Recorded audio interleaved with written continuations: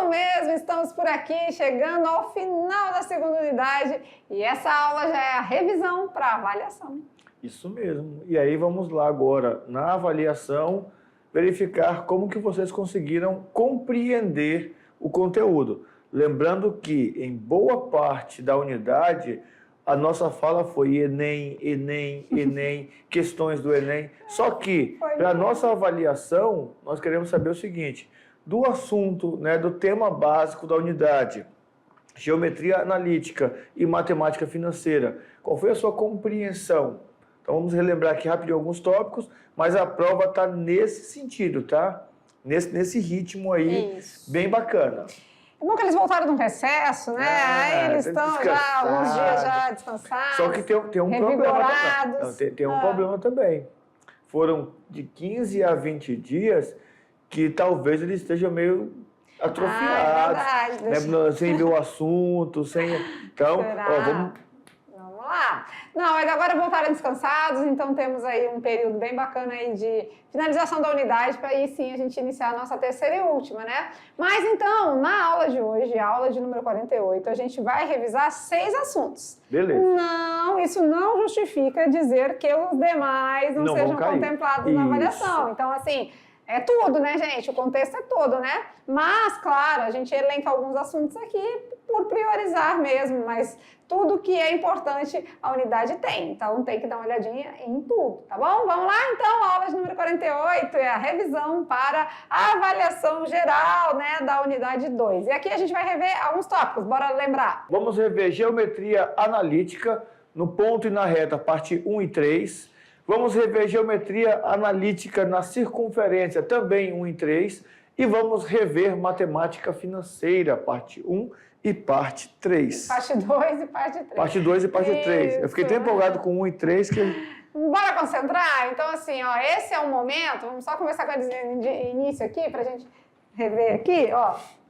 Esse é o momento que a gente vai fazer o quê? Concentração. O que tínhamos para fazer de anotações, de registros, foi durante as aulas, tudo. né? Os mapas mentais, tudo pronto esse já. Esse momento é muito rápido. Perfeito. Já estudaram, já estão aqui alinhados, agoniados, já começa a prova logo. É isso. Esse momento é de pura concentração, atenção ao que a gente está mostrando aqui e, claro, as anotações deixa para um outro momento que foram feitos durante o nosso período aí de aulas sequenciais. Beleza? Então vamos em frente. Primeira aula a ser revisada é a aula de número 29.1, Geometria Analítica no ponto e na reta, sua primeira parte. Bom, aqui nós temos que entender e relembrar a parte do sistema cartesiano. Depois vamos verificar a distância entre 2 pontos e as coordenadas do ponto médio. Certo, beleza. Então, lembrando da distância entre 2 pontos, né? A gente viu que é como aplicar o teorema de Pitágoras. E a nossa distância entre 2 pontos vai ser a hipotenusa. Salvo engano, quando os pontos estão alinhados paralelo ao eixo X ou paralelo ao eixo Y, que aí é só contar as unidades aqui, os pulinhos que são dados, tá? Então, temos que a distância entre 2 pontos é o comprimento da menor linha reta que os liga. Então, distância entre A e B é a raiz quadrada de x do B menos x do A ao quadrado, mais y do B menos y do A ao quadrado.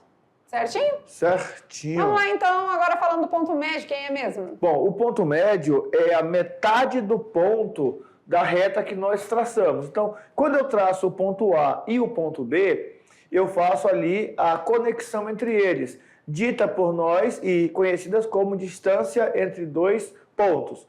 A metade dessa distância é o nosso ponto médio, que vai ser calculado da seguinte maneira: x1 mais o x2 dividido por 2 e o y1 mais o y2 dividido por 2. Que se você olhar direitinho, o ponto médio nada mais é do que a média entre as duas coordenadas, a média na coordenada x e a média na coordenada y. Beleza. Avançando então para a aula 31.2. Aula 31.2, o que acontece? 31.1, a gente viu a geometria analítica agora no ponto e na reta, sua parte 3, ou seja... Posição relativas entre retas paralelas e retas perpendiculares. E aí a gente viu que o que demanda isso aí é primeiro conhecer o que são cada uma, né? Conhecer cada uma com suas características e tudo mais. Por exemplo, as retas podem ser divididas em paralelas ou concorrentes. As paralelas, ou elas são estritamente paralelas, que é o caso, né, daquelas que nunca se encontram, ou elas estão juntas, né, coincidentes no mesmo lugar. E as concorrentes? As concorrentes são aquelas que têm um ponto em comum. Então, elas vão se tocar em algum momento. Esse toque pode ser feito de maneira perpendicular, formando um ângulo de 90 graus, ou de maneira oblíqua, formando ângulos diferentes de 90 graus. E o que determina, então, tudo isso é o nosso coeficiente angular, né? Que se elas são paralelas, o coeficiente angular, o nosso mzinho, lembra? O m de uma é igual ao m da outra. Se elas são concorrentes, o m de uma é diferente do m da outra. E ainda tem um agravante. Se elas forem concorrentes perpendiculares, formando um ângulo de 90 graus, o m de uma é igual, não é diferente não, tá, gente? Vamos mudar aqui? Vamos pegar um verdinho aqui, ó. É igual, não é diferente não, é igual ao inverso e o oposto da outra, tá? Certinho. É igualzinho ali, a gente já conserta agora aqui na hora, tá bom? Beleza. Andamos bem até aí, vamos lá agora para a aula de número... Bora ver. Olha lá, agora apareceu igual, olha lá. Ah, é. Aula de... Não, fala um pouquinho, fazer um mapa mental aí sobre os assuntos, né? Mas Isso. já resumindo. Vamos O ver. plano cartesiano é aquele plano formado por duas retas perpendiculares. Opa, agora vocês já sabem que retas perpendiculares são retas concorrentes que formam um ângulo de 90 graus. E aí eu traço os pontos, aí eu começo a escrever as retas. Mas para eu conseguir trabalhar a equação da reta, essas equações todas, eu preciso dos pontos e lembrar do que nós chamamos de determinante de uma matriz. Lembram que nós alinhamos os pontos da matriz e calculamos o determinante e daí conseguimos afirmar se é ou se não é uma reta? E aqui está falando a mesma coisinha que a gente falou no slide anterior, né? As posições relativas, tá certo? Tudo bem até aí, vamos para a aula 34.1, agora falando da geometria analítica já na circunferência, ou seja, as formas da equação da circunferência e a posição relativa entre uma reta e uma circunferência. Vamos lembrar?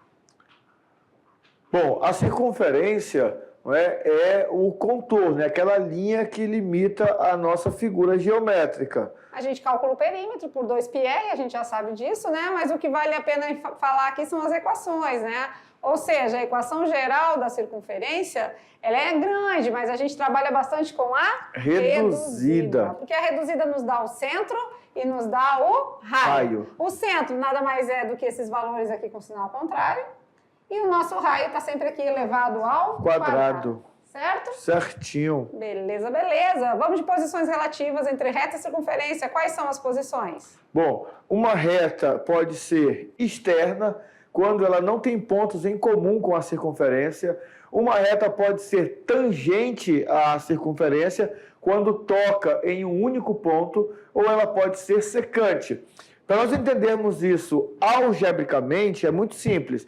Se a distância do centro até a reta for maior do que o raio, a reta é externa. Sim, porque o raio está aqui, né? Vamos lá, cadê o raio? O raio é esse pedacinho aqui, ó. Isso. É maior a distância? É. Então ela é externa. É igual ao raio? Então ela é tangente. É a tangente. É menor que o raio? Porque o raio está aqui, o raio é tudo. Então ela é secante. Beleza, certinho. Falando um pouquinho ainda da circunferência na parte 2, vamos lá de problemas de tangência agora. Bom, a tangência, não é? A tangência é aquele ponto que toca na circunferência, aquela reta que toca na circunferência uma vez. Em um ponto, né? Em um único ponto, tocou em um único ponto. Ou seja, a distância entre o centro e a reta é igual ao raio. Nesse toque, nós temos ali a reta e o raio, né, como dois segmentos perpendiculares, ou seja, entre eles sempre vai formar um ângulo de 90 graus. Beleza. E aí, claro, né? A gente já está vendo aqui que ela é tangente justamente porque ela tem um ângulo de 90 graus formando com o raio, ou seja, um ponto de tangência em comum. Certinho? Certinho. Não vamos trabalhar as cônicas nessa revisão, então vamos direto para a matemática financeira na sua parte 2, onde a gente trabalhou na aula 42.1, juros simples. Bora ver? Bom, o juros simples é aqueles juros que, teoricamente, ele é aplicado... Fácil de calcular. Mas, teoricamente, ele é calculado em situações de curto prazo.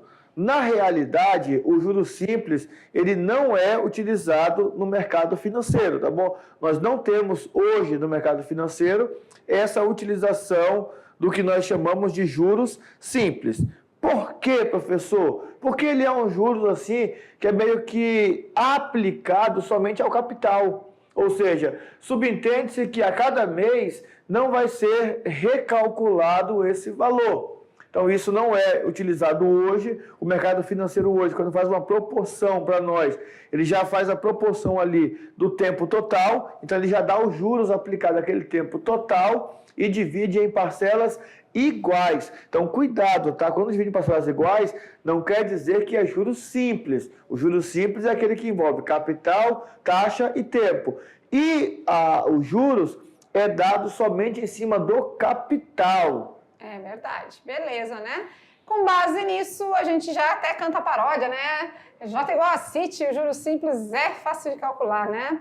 E o juros simples é assim, capital, taxa e tempo. A matemática faz parte da minha vida, faz parte da nossa vida. E um detalhe importante no juros simples é nós ficarmos atentos às informações de taxa e tempo. Na mesma unidade. Mesma unidade de medida. Isso, então isso aqui tem que estar sempre bem relacionado, certo? Certinho. Vamos lá, aula 43.1, aí a gente vai para a matemática financeira na sua terceira parte, onde a gente trabalhou agora o juro composto e algumas aplicações, certo? Certinho. Vamos lembrar, vamos mostrar a diferença entre o simples e o composto, vamos conversar um pouquinho. Bom, no juro composto agora o que acontece? O famoso juros sobre juros, significando que a cada mês eu devo agregar ao meu montante, ao meu capital, aquilo que foi rendido de juros. Então, se eu tive um rendimento de juros lá de R$5, esses R$5 vai ser incorporado no meu capital inicial. Por isso que o juro composto é chamado de juros sobre juros, porque ele tem essa função de agrupar em si todo o rendimento. Então, rendeu R$10 e o meu capital era de 100, agora eu devo 110. No próximo mês, eu vou aplicar 10% em cima de 110. Então, assim vai sendo feito mês após mês. E aí, claro, né, para finalizar, como sempre, um mapa mental, que o mapa mental faz um resumo bem legal, né? A gente viu na aula de tudo que a gente trabalhou com vocês. Ou seja, a gente começou com porcentagens, Isso, certo? é até legal voltar aqui nesse mapa mental, por quê? Porque nós vamos cobrar também na avaliação o cálculo de porcentagem, podendo ser a porcentagem notável, 10%, 20%, 25% ou 50%, ou qualquer outra porcentagem. Nós demos algumas dicas, nós demos alguns macetes para vocês calcularem a porcentagem, então é importante que vocês entendam o cálculo de porcentagem. Isso, e a gente trabalhou fator de aumento, fator de redução, ou seja, de desconto, tudo isso foi trabalhado junto com vocês. Aqui mostra bem legal como é que são os acréscimos, os descontos, ó. Aqui também tem uma parte de juros com funções, mas a gente não fixou muito nisso, mas a gente trabalhou com vocês bastante o juro simples e o juro composto. Tiveram aulas e aulas, exercícios, muitas atividades. Então, lembrando a diferença, J igual a CIT, no juro simples a gente já tem direto ao juro, né? Isso. No juro composto, que nos dá na hora é o montante. Então, aquela partezinha que não está aqui, né? Montante é igual a capital mais juro, também tem que ficar na memória aí, porque pode precisar, dependendo da maneira como é que está disposto o exercício. Um outro detalhe importante no fator de aumento e no fator de desconto é o seguinte: se eu não quiser usar o fator de aumento ou o fator de redução, eu posso calcular a porcentagem. Por exemplo, vamos imaginar que na compra de um eletrodoméstico eu tenha um desconto de 15%. Nada me impede de pegar o valor do eletrodoméstico, calcular 15% e subtrair do valor original. Beleza. Só que, se eu quiser, bom, se o produto é 100%, eu tive 15% de desconto, então eu vou pagar só 85%. Então, quanto é 85% do valor? já encontro a resposta direto. Isso é fator de redução. Fator de aumento. O salário teve um reajuste de 20%. Aí eu posso calcular 20% do salário e somar ao valor inicial, ou eu posso, bom, se teve 20% de aumento, vai para 120%. 120% de o valor inicial. Esse é o detalhe importante. Vários detalhezinhos são importantes, né? Mas eu acredito que daquele jeito que a gente sempre trabalha com vocês, vai fazendo a leitura do exercício, já vai ticando o que é relevante, o que é importante. Nas questões de matemática financeira, já vai colocando os dados, a gente fala, né? Anota os dados, quais são os dados, né? Vai lendo o que é capital. Identifica no problema os elementos. O que é capital, o que é tempo, o que é taxa, e o que é o montante, o que é juro, o que foi dado, o que está pedindo, né? O que o exercício quer, né? O que está pedindo. Isso é ideal. Vamos imaginar, se ele pediu só o desconto, eu não vou calcular 85%, porque 85% é o que eu paguei. Quanto que eu paguei? 85%. Quanto foi o desconto? 15%. Isso tudo está no comando. Um outro detalhe importante, taxa e tempo, mesmo período, mesma unidade. Se está em anos, deixa em anos. Se está em meses, deixa em meses. Agora, o que a gente muda? A gente muda o tempo, tá? A gente não mexe na taxa, porque é bem mais complexo. Então, a gente muda o tempo. É muito mais fácil, né? Passar ano para meses, um ano, 12 meses, um semestre, se for 18 meses, um ano e meio. Então, tudo isso é muito mais prático. Então, mexe no tempo, mas não mexe na taxa. Outra observação para a prova agora. Tem um monte de observação. Nem anota, só escuta e relembra. Juro simples, eu uso a porcentagem em forma de fração. Juro composto, eu uso a porcentagem em forma de número decimal. Professor, e se tiver potência? Não se preocupe que, dependendo do tempo, vai estar lá. Vai estar na prova. Use. Aí vai estar lá, não vou falar o resto, porque senão a gente vai... Vai lá, use. Aí você vai ter que encontrar esse valor que você vai usar e aquele expoente. Achou? Substitui pelo valor que ele mandou usar. Isso mesmo. E aqui fica a nossa mensagem. Boa avaliação, galera. Foquem na leitura, na interpretação, tá? Que é muito importante. E, claro, depois o cálculo é uma consequência, né? Mas fiquem atentos aos detalhes, não vamos se perder por bobeira. Tivemos uma unidade bem longa aí, né? Com 30 e poucas aulas aí que nos fortaleceram, nos prepararam para esse momento. Então, acredito que vocês estão bem preparados. Vamos finalizando a nossa aula, então. Uma boa avaliação para todos vocês, né? Concentração, tem tempo hábil para conseguir resolver as questões. Não são muitas. E com certeza está na mesma pegada das aulas, né, professor Nunes? Nada diferente. Não precisa querer correr para terminar primeiro. Não termine primeiro. Aqui o campeão não é quem termina primeiro, é quem consegue executar toda a prova. Se eu já terminei a prova e quero entregar, é outra coisa. Tem diferença entre você querer fazer a prova correndo para terminar logo, e geralmente acontece quando eu vejo alguns colegas saindo da sala. Ai, tá saindo. Se eu terminar logo aqui, poder ir lá para fora conversar com ele. Outro momento você conversa com ele. Agora é hora de você colocar no papel o que você aprendeu, certo? Com tranquilidade, sem muita afobação. Termina a prova, revisa, verifica direitinho, testa os resultados para ver se vai dar certo mesmo. E aí vai ser sucesso total. Felicidade a todos vocês. Um beijo no coração e boa avaliação. Tchau, tchau.